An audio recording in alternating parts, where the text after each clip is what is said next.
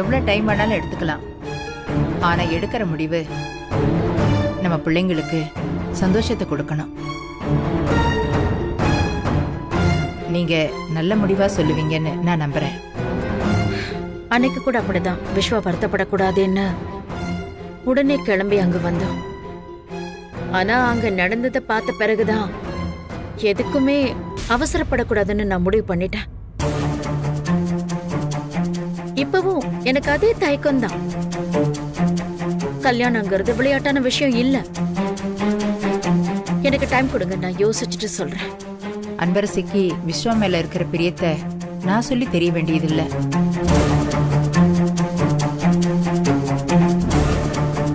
விஸ்வாவை காணும்னு எல்லாரும் தேடிட்டு இருந்தப்ப அவதான் ரவுடிங்க கிட்ட போராடி காப்பாத்திருக்கா.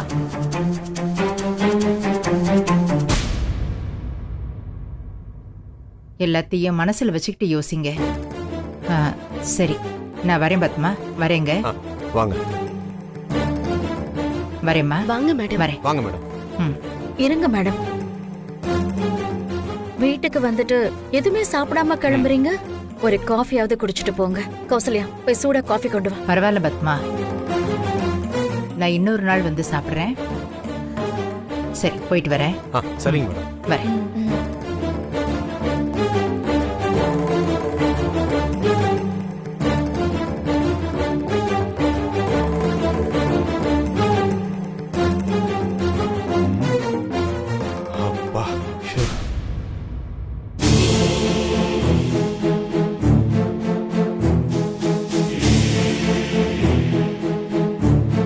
ஜானகி பாட்டி அன்பரசியை பத்தி பேச வந்ததா சொன்னாங்க.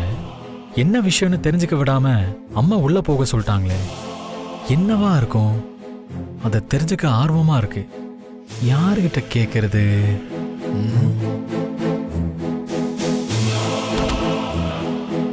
டேய் விஸ்வா,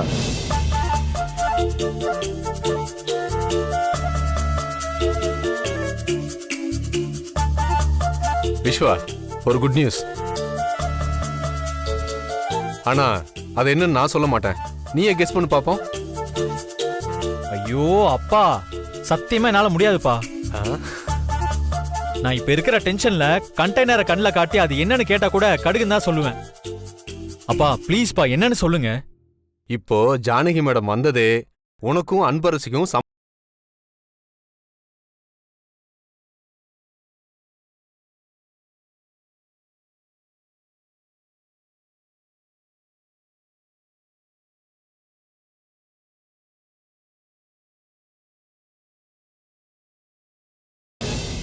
பின்ன என் விஷயம் யாருக்குடா பிடிக்காது? அப்புறம் வேற என்ன சொன்னாங்க? இந்த சம்பந்தத்துக்கு எங்க சைடுல முழு சம்மதம். குறிப்பா அன்பரசிக்கு டபுள் ஓகே. நீங்க ஓகே சொல்லிட்டீங்கன்னா ஃபர்தரா பேசலாம்னு சொல்லிட்டாங்க.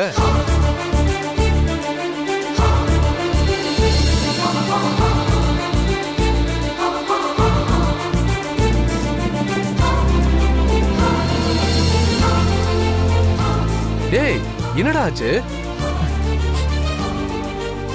இல்லப்பா, ரொம்ப நாளா கன்ஃபியூஸ்டா இருந்த விஷயத்துக்கு இப்ப கிளாரிட்டி கிடைச்சிருச்சுல்ல, அதான்.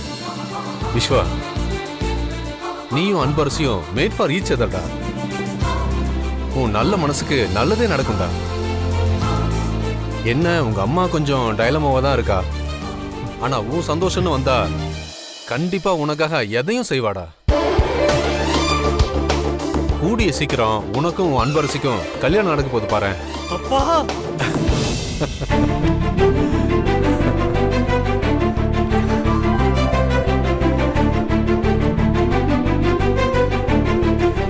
நீ ஹாப்பியா இருடா.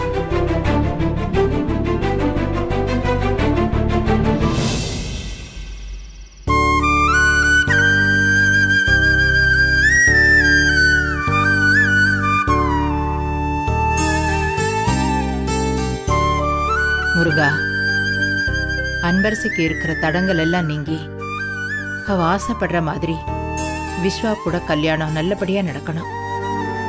அதுக்கு நீதான் கூட இருந்து அருள் புரியணும்.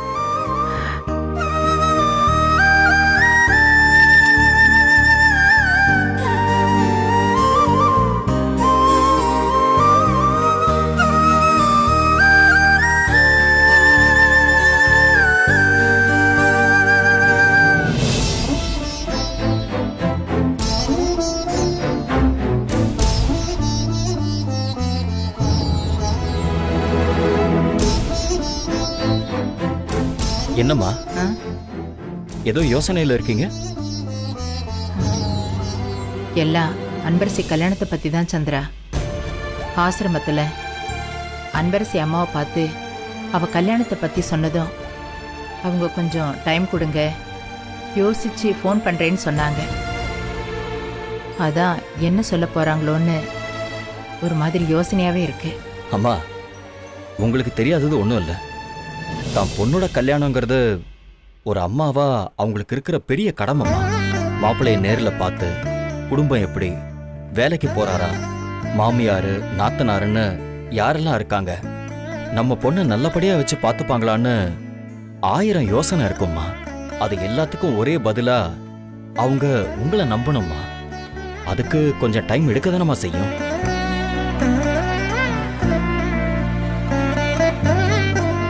அம்மா, ஆனா கண்டிப்பா நல்ல பதிலாதாம்மா சொல்லுவாங்க. நீங்க தைரியமா இருங்கம்மா. ம். அப்புறம் இன்னைக்கு பத்மாவையும் போய் பார்த்து பேசிட்டு வந்துட்டேன்.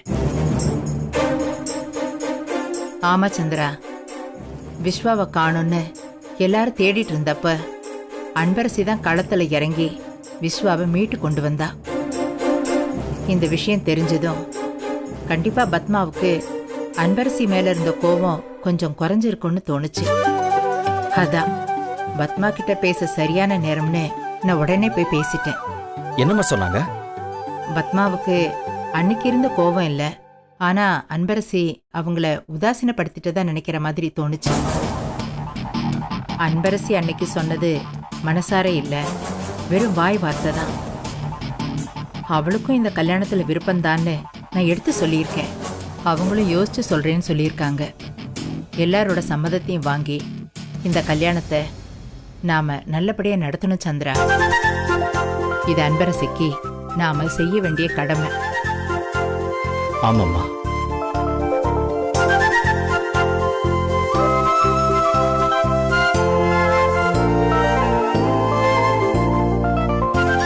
அம்மா, இது என்னம்மா? இது அன்பரசியோட ஜாதகம் சந்திரா.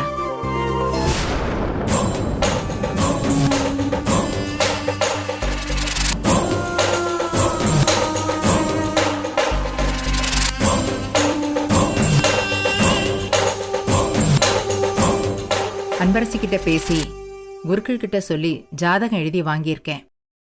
சொன்ன ஆச்சரியப்படுவேன். இது ரொம்ப யோகமான ஜாதகமா. இந்த பொண்ணு இருக்கிற இடம் ஓகோன்னு இருக்குமா. ஒன்ன 10ஆக்குற ஜாதகம்னு குருக்கள் புகழ்ந்து தள்ளிட்டாரு. ஆமா, அந்த பரதேசி இருக்கிற இடம் அப்படியே விளங்கிடும். இந்த குடும்பத்தோட உண்மையான வாரிசு ஏன் பொண்ணு அனன்யாவை ஒதுக்கி வச்சுட்டு எங்கேயோ கிடந்த பரதேசிக்கு ஜாதகம் எழுதி கல்யாணம் பண்ணி வைக்க போறீங்களா? இந்த சிவகாமிய மீறி அந்த கல்யாணத்தை எப்படி பண்றீங்கன்னு நானும் பாக்குறேன். அன்பரசி விஸ்வா இவங்க கல்யாணம் எந்த தடையும் இல்லாம நல்லபடியா நடக்கணும் சந்திரா. இப்போதைக்கு எனக்கு இருக்கிற ஒரே பிரார்த்தனை அதுதான்.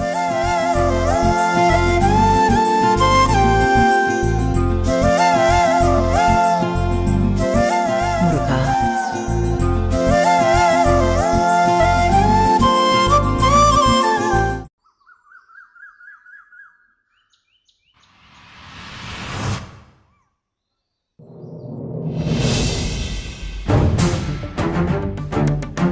பத்மா, ம்.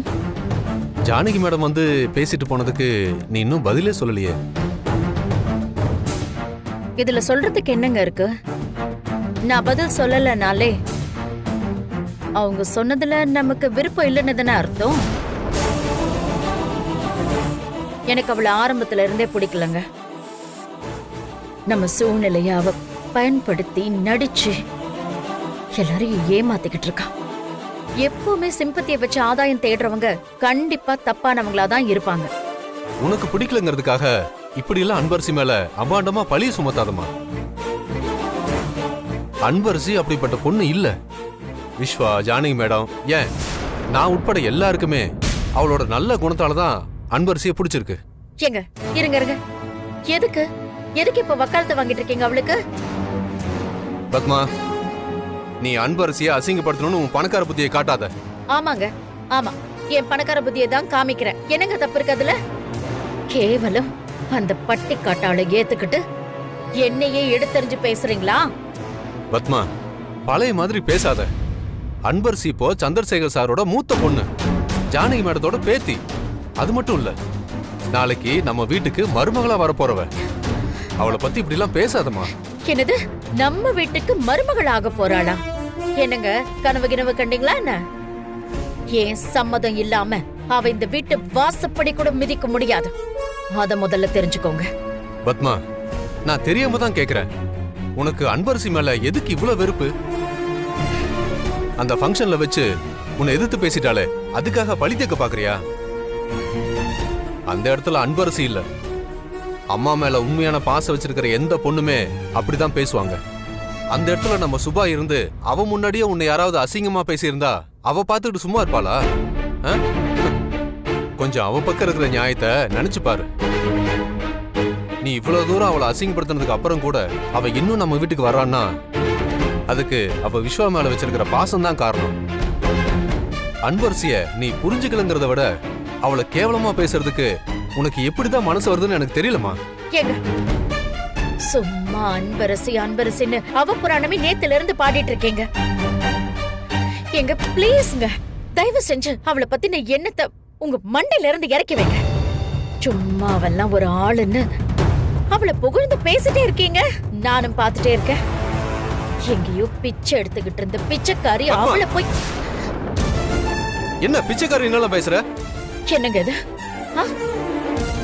புதுசா என் முன்னாடி குரல்ல உசத்தி பேசுறீங்க. கேவலம் யாரோ ஒருத்திக்காக என்ன கத்தி பேசிட்டு இருக்கீங்க? இங்க பாரு பத்மா, ஒரு அப்பாவி பொண்ணு மேல எந்த தப்பு இல்லாம அவளை அசிங்கமா பேசுற. அதை பாத்துக்கிட்டு நான் பொறுமையா இருக்கணுமாமா? ஆமா, அப்படின்னு அன்பரசி மேல உனக்கு கோவம்? விஸ்வா அவளை விரும்புறான், உடனே அவளை எதிரியா நினைச்சு இப்படி எல்லாம் பேசிட்டு இருக்க? என் ஸ்டேட்டஸுக்கு அவ எனக்கு எதிரியா? என்ன பேசிட்டு இருக்கீங்க? நான்சென்ஸ். யார் கூட என்ன கம்பேர் பண்ணன்னு உங்களுக்கு அறிவு வேண்டாமா? போயும் போயும் அவள். பத்மா, வயசு ஏறதுனாலயே ஒருத்தங்க பெரிய மனுஷங்க ஆயிட முடியாது. அந்த வயசுக்கு தகுந்த மாதிரி வாயிலிருந்து வர்ற வார்த்தைகளும் இருக்கணும். அன்பரசி மேல இருக்கிற வெறுப்புல உன் வயசை மறந்து நீ பேசிக்கிட்டு இருக்க. நான் விஸ்வா அன்பரசி கல்யாணத்தை நடத்தணும்னு நினைக்கிறேன், நீ அதை எப்படியா தடுக்கணும்னு நினைக்கிற. ஆனா நீ தடுக்க நினைக்கிறது அன்பரசியோட கல்யாணத்தை இல்ல, நம்ம பிள்ளையோட சந்தோஷத்தை. அதை மறந்துடாத. அப்பா ப்ளீஸ் பா, அம்மா கிட்ட கொஞ்சம் பொறுமையா பேசுங்கப்பா. பத்மா, ஒரு வயசு வரைக்கும் தான் பிள்ளைகளை நம்ம ஆசைப்படி வளர்க்க முடியும். அதுக்கப்புறம் அவங்க ஆசையை தெரிஞ்சுக்கிட்டு அதை நிறைவேற்றி வைக்கிறது தான் பெத்தவங்களுக்கு அழகு. இது நாள் வரைக்கும் பிசினஸ் ஃபேமிலின்னு ரெண்டுத்திலையும் நான் எடுக்கிற முடிவு சரியோ தப்போ என் பின்னாடி நீங்க இருந்திருக்கீங்க. இப்போ அவளுக்காக என்னையே எதிர்த்து பேசுறீங்கல்ல? அந்த சிவகாமி இவளை பத்தி சொல்லும் போதெல்லாம் நான் கூட ரொம்ப சாதாரணமா தான் நினைச்சேன். சந்திரசேகர் சாரையும் ஜானகி மேடமையும் மயக்கி அந்த வீட்டை கைக்குள்ள போட்டுக்கிட்டது பத்தாதுன்னு இப்ப உங்களையும் மயக்கி எனக்கு எதிராக பேச விட்டுருக்கா. சரியான கைக்காரி ஆட்டம் போல இருக்கு. பா, அம்மா தான் கோவத்துல பேசுறாங்கன்னா நீங்களும் எதுக்குப்பா? ப்ளீஸ் பா. உன் பார்வையில குறைய வச்சுக்கிட்டு பாக்குற எல்லாத்தையும் குறை சொல்லாத. உன் அளவுக்கு நிதானத்தை இழந்து வார்த்தை வர்ற ஆள் நான் இல்ல. இப்ப சொல்றேன் கேட்டுக்க. விஸ்வாவுக்கு கல்யாணம்னு ஒண்ணு நடந்தா அது அன்பரசி கொடுத்தான். எனக்கு இந்த ஸ்டேட்டஸ், பணம், அந்தஸ்து இது எல்லாத்தையும் விட அவ சந்தோஷம் தான் எனக்கு முக்கியம். இந்த கல்யாணத்தை நடத்தி வைக்க நான் எந்த எல்லைக்கும் போவேன். நீ விஸ்வாவுக்கு அம்மானா நான் அவன் அப்பா.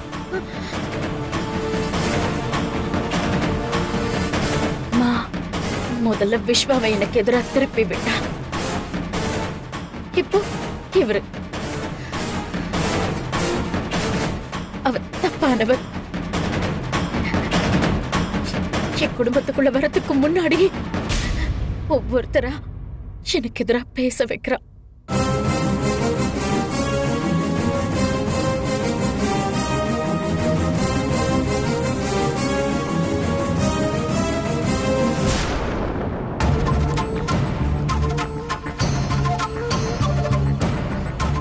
மேடம் கூப்பிட்டீங்களா? மேடம் மேடம் ஏன் பேச மாட்டீங்க? நான் ஏதாவது தப்பு பண்ணிட்டேனா? மேடம் நீங்க என் மேல கோவமா இருக்கீங்க. உங்க மனசு வருத்தப்படுற மாதிரி நான் ஏதாவது பண்ணிருந்தா என்னை மன்னிச்சிருங்க மேடம். நான் உங்ககிட்ட பல முறை சொல்லிட்டேன், என்ன மேடம் மேடம்னு கூப்பிடாதேன்னு. திரும்ப அப்படி கூப்பிட்டா நான் உங்ககிட்ட பேசவே மாட்டேன். போ. ஐயோ சாரி மேடம். இல்ல இல்ல பாட்டி, சாரி பாட்டி. இப்பதான் எனக்கு சந்தோஷமா இருக்கு. அப்புறம் நான் உங்ககிட்ட ஒரு விஷயம் சொல்ல தான் கூப்பிட்டேன். உனக்கும் விஸ்வாவுக்கும் கல்யாணம் பண்றத பத்தி விஸ்வாவோட அப்பா அம்மா கிட்ட நானே நேர்ல போய் பேசிட்டு வந்திருக்கேன். பாட்டி இரு இரு, உனக்கு விருப்பம் இல்லைன்னு அன்னைக்கு சொன்ன மாதிரி பொய்ய மறுபடியும் சொல்லிடாத. ஏன்னா எனக்கு எல்லாம் தெரியும். விஸ்வாவை மனசுல நினைச்சுக்கிட்டு எதுக்காக இந்த சம்பந்தம் வேண்டாங்கிறன்னு எனக்கும் புரியாம தான் இருந்துச்சு. ஆனா நீ மஞ்சுக்கிட்ட அதுக்கான காரணத்தை சொன்னப்ப நான் கேட்டுட்டேன். நம்ம பேத்தியே தானே நடிக்க வந்திருக்கோம். ஆனா என்னைக்கா இருந்தாலும் ஒரு நாள் உண்மை எல்லாருக்கும் தெரியதானே போகுது. அப்படி இருக்கிறப்போ ஏன் பேத்தின்னு சொல்லி விஸ்வாவையும் அவன் குடும்பத்தையும் ஏமாத்திடக்கூடாதுன்னு நீ மனசுக்குள்ளேயே வச்சு கஷ்டப்பட்டிருக்க. நீ மஞ்சுக்கிட்ட பேசினதை மட்டும் நான் கேட்காம போயிருந்தா உன் மனசுல நீ எந்த காரணத்தை வச்சுக்கிட்டு இந்த சம்பந்தம் வேண்டான்னு சொன்னன்னு எனக்கு தெரியாமலே போயிருக்கோம். எனக்காகவும் இந்த குடும்பத்துக்காகவும் உதவி பண்றதுக்காக நீ மொத்த சந்தோஷத்தையும் விட்டு கொடுக்க துணிஞ்சிட்டி அன்பரசி. இப்படி ஒரு தங்கமான மனசு இருக்கிற பொண்ணோட வாழ்க்கை எப்பவும் சந்தோஷமா இருக்கணும்னு தான் நீ மஞ்சு கிட்ட பேசினத என்னை கேட்க வச்சிருக்கான் அந்த கடவுள். அதெல்லாம் இருக்கட்டும் அன்பரசி, நீ ஏன் என் பேத்தியா நடிக்க வந்துட்டேன்னு நினைக்கிற? நானோ இல்ல சந்திராவோ உன்னை யாரோ ஒருத்தியா பார்க்கல, எங்க வீட்டு பொண்ணாதான் பாக்குறோம்.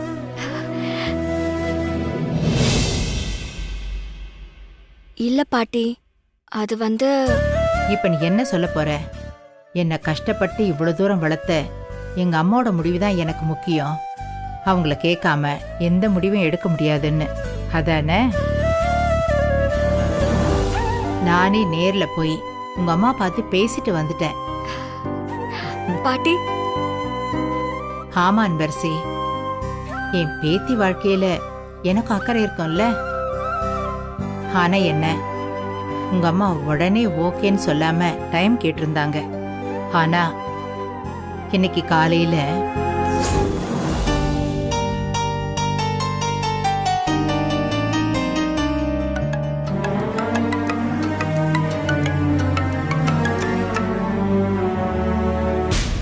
ஹலோ சொல்லுங்க. நான் அன்பரசி அம்மா பேசுறேன் மேடம். நீங்க எப்ப ஃபோன் பண்ணுவீங்கன்னு தான் எதிர்பார்த்துட்டு இருந்தேன். நான் சொன்னதை பத்தி யோசிச்சீங்களா? என்ன முடிவு எடுத்திருக்கீங்க? மேடம் அது வந்து கண்டிப்பா நீங்க நல்ல முடிவு தான் சொல்லுவீங்கன்னு நான் எதிர்பார்க்கிறேன். ஏன்னா இவ்வளோ பெரிய சம்பந்தம் வந்தோம், நாங்கெல்லாம் எவ்வளவோ எடுத்து சொல்லியும் அன்பரசி சொன்ன ஒரு வார்த்தை எங்க அம்மா ஒத்துக்கணுங்கிறது தான். எங்க அம்மா தான் எனக்கு எல்லாம்.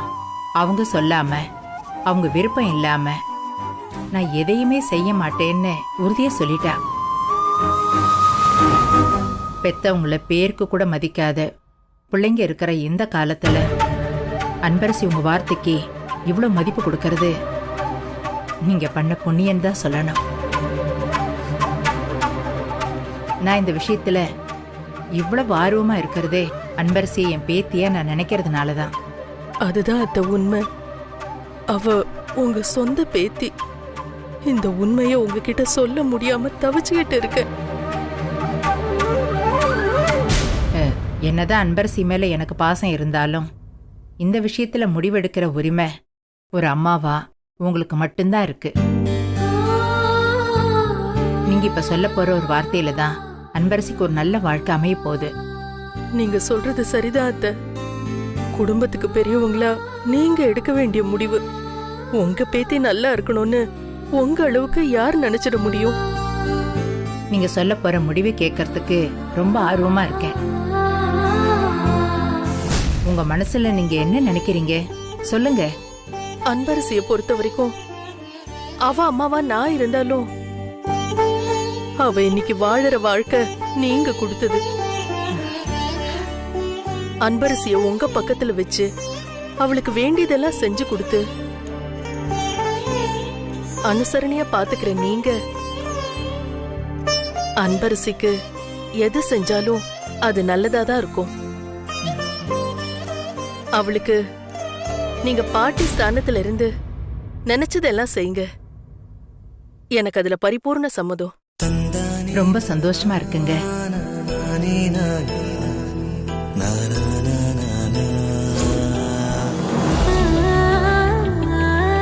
விஸ்வாவோட அப்பா அம்மா 2 பேர்கிட்டயும் நானே பேசியிருக்கேன். அவங்க என்ன முடிவு பண்ணிருக்காங்கன்னு இப்ப நான் ஃபோன் பண்ணி கேட்க போறேன். அன்பரசி, உன் பாட்டி நான் இருக்கேன். நீ எதையும் போட்டு குழப்பிக்காத. எல்லாத்தையும் நான் பாத்துக்கிறேன்.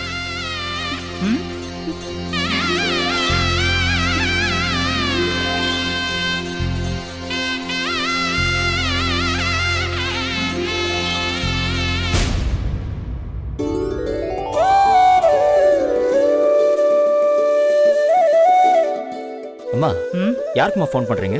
சத்தியமூர்த்தி சாருக்கு சந்திரா. நான் போய் விஸ்வா அன்பரசி கல்யாணத்தை பத்தி பேசிட்டு வரேன்னு சொன்னேன்ல.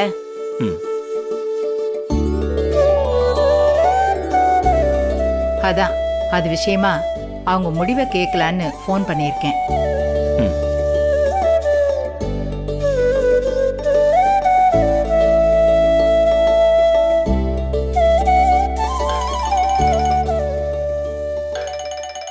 அப்பா ஃபோன் இங்க இருக்கு.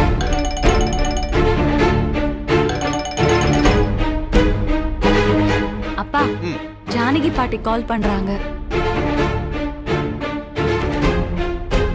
மேடம் சொல்லுங்க. நாங்க விஸ்வா அன்பரசி கல்யாணத்தை பத்தி பேசிட்டு வந்தேன். இன்னும் நீங்க அதுக்கு பதிலே கொடுக்கல. அதனாலதான் கால் பண்ணேன். மேடம் என்ன கேட்டீங்க? அன்பரசி விஸ்வா கல்யாண விஷயமா?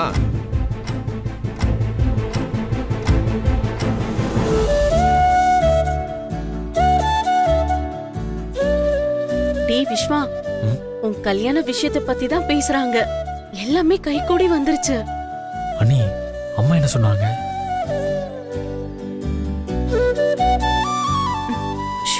அப்புறம் சொல்றேன். சொல்லுங்க. அத்தையை பத்தி தான் உனக்கு நல்லா தெரியும்ல. அத்தை இன்னும் பிடிவாதமா தான் இருக்காங்க. இந்த விஷயத்துல மாமா தான் உனக்கு ஃபுல் சப்போர்ட்.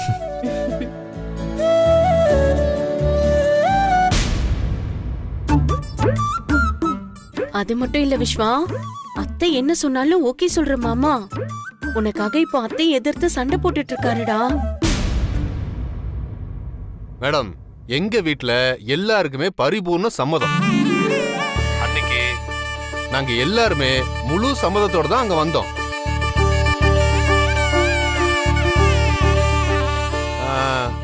அன்பரசிக்கு ஓகேனா அடுத்த முகூர்த்தத்திலேயே நிச்சயதார்த்தத்தை வச்சுக்கலாம்.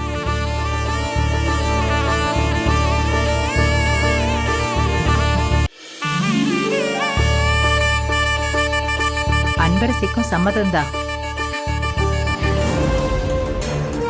விஸ்வாவை என்கிட்ட இருந்து பிரிக்க பாக்குறல்ல, உன்னை விட மாட்டேன்டி.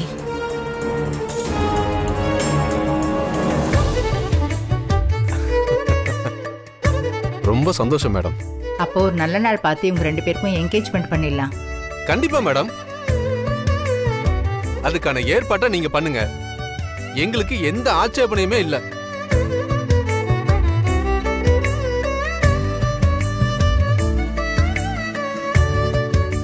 அப்படின்னா நாளைக்கே குருக்களை வீட்டுக்கு வர வச்சு தேதி குறிச்சிடலாம்.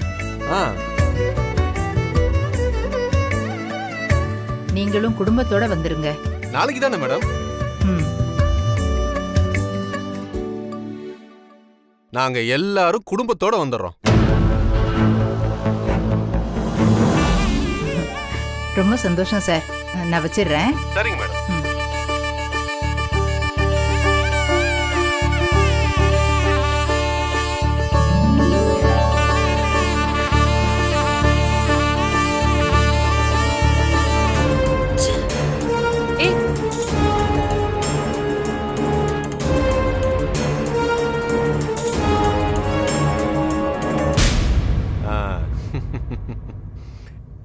அப்பா, என்ன விஸ்வா? அன்பரசி அன்பரசி ஓகே சொல்லிட்டாளாம்.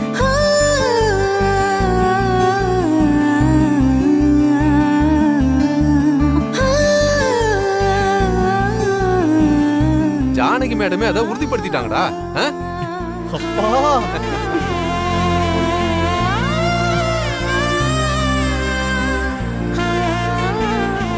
அண்ணே இனி என்ன ஜாலிதான். ஹாப்பியா?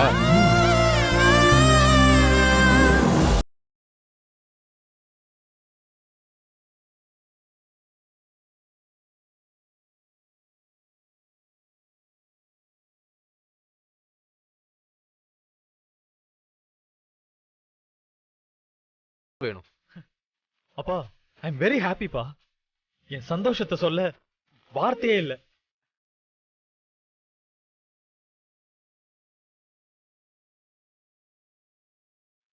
அப்பா, தேங்க்ஸ்பா. ஓகேடா. ஆல் தி பெஸ்ட் டா.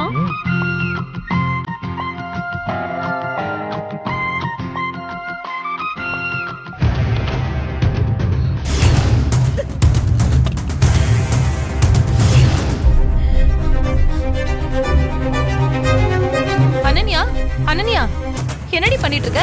ஏய், உங்க அப்பா ரூம்ல என்ன பண்ணிட்டு இருக்க? அனன்யா, பொண்ணு தானே கேட்டுட்டு இருக்கேன். என்னடி தேடிட்டு இருக்க? உங்க அப்பா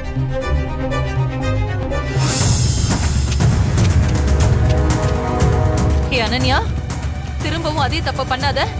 சொன்னா கேளு. அனன்யா, ஏண்டி உனக்கு புரியவே மாட்டேங்குது? குடி முதல்ல. மா அனன்யா ப்ளீஸ், நீ பண்றது ரொம்ப பெரிய முட்டாள்தனம். அனன்யா, நான் வாழறதே உனக்காக தாண்டி, புரிஞ்சுக்கோ. மா, நீ நினைக்கிற மாதிரி நான் சூசைட் பண்ணிக்க போறதில்ல. அந்த அன்பரசியை இதால சுட்டு கொல்ல போறமா. ஏய் அனன்யா, நில்லடின்னு சொல்றல, எங்க போயிட்டு இருக்க? என்ன விடுன்னு சொல்றல. நான் அந்த அன்பரசி என் லைஃப்ல இருந்து எல்லாத்தையும் பறிச்சுட்டு போறா. மா, அவளை கொன்னாதான் என் ஆத்திர அடங்கும். விடுன்னு சொல்றல. விடுமா அனன்யா, விடு, சொன்னா கேளுடி. ஏய் அனன்யா, போடி உள்ள. மா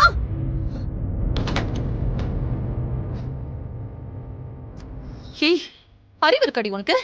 உனக்கு என்ன பைத்தியம் பிடிச்சிருக்கா? ஏண்டி ஏன் இந்த மாதிரி எல்லாம் ஆத்திரப்படுற? அவளை கொன்னுட்டா எல்லாம் சரியாயிடுமா? உன் அப்பாவும் அந்த கிழவி எனக்கு பண்ற துரோகத்தை எல்லாம் உனக்காக தாண்டி பொறுத்துட்டு இருக்கேன்.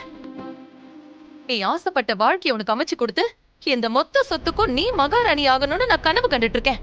ஆனா நீ என்னடானா கொலை பண்ணிட்டு ஜெயிலுக்கு போறேன்னு துப்பாக்கியை தூக்கிட்டு நிக்கிற. ஆசை கனவு எல்லாத்தையும் அவ ஒண்ணு இல்லாம ஆக்கிட்டால. அந்த அன்பரசி இங்க வந்ததும் நம்மளால ஒரு நாள் கூட நிம்மதியா இருக்க முடியலமா. I can't image her with விஸ்வாமா. இது லவ்மா. உனக்கு என் ஃபீலிங்ஸ் எல்லாம் புரியாது. நீ வழிய விடுறியா இல்லையா? போ. இப்படி நீ கத்திட்டு இருந்தனா உங்க அப்பா வந்துட போறாரு. அப்புறம் பெரிய பிரச்சனை ஆயிடும். இப்ப என்ன, அன்பரசிக்கும் விஸ்வாவுக்கும் நிச்சயம் பண்ண தேதி குறிக்க போறாங்க, அவ்வளவுதானே? மா, என்ன நீ இவ்வளவு ஈஸியா பேசிட்டு இருக்க? இந்த என்கேஜ்மெண்ட் மட்டும் நடந்துருச்சுன்னு வச்சுக்கோயேன், அதுக்கப்புறம் விஸ்வா எனக்கு இல்லைன்னு கன்ஃபார்ம் ஆயிடுமா? நிச்சயதார்த்தம் நடந்தாதானே? ஏண்டி, என்ன மீறி அவங்க நடத்திடுவாங்களா? அத பார்த்துட்டு நான் சும்மா இருப்பேனாடி? இத பாரு அனன்யா, நான் உனக்கு சத்தியம் பண்ணி கொடுத்திருக்கேன். விஸ்வா உனக்கு தான், அதை யாராலையும் மாத்த முடியாது. ஆமா, நீ சொல்லிட்டு மட்டும் தான் இருக்க. ஆனா இங்க எல்லாமே அந்த அன்பரசிக்கு ஃபேவரா மட்டும் தான் நடக்குது. ஒவ்வொரு டைமும் நான் இன்சல் ஆகிதானே நின்னுட்டு இருக்கேன். அன்னைக்கு அவ விஸ்வாவை வேண்டான்னு சொல்லிட்டா. இனி எல்லாமே உனக்கு ஃபேவரா தான் நடக்கும்னு சொன்னல்ல, இப்ப பாத்தியா? திரும்ப அவ ஓகே சொல்லி என்கேஜ்மெண்ட்டுக்கு டேட்டே ஃபிக்ஸ் பண்ண போறாங்க. எல்லாத்துக்கும் ஒரு ஃபுல் ஸ்டாப் வைக்கணுமா? அவ சாகணும். அனன்யா, அனன்யா,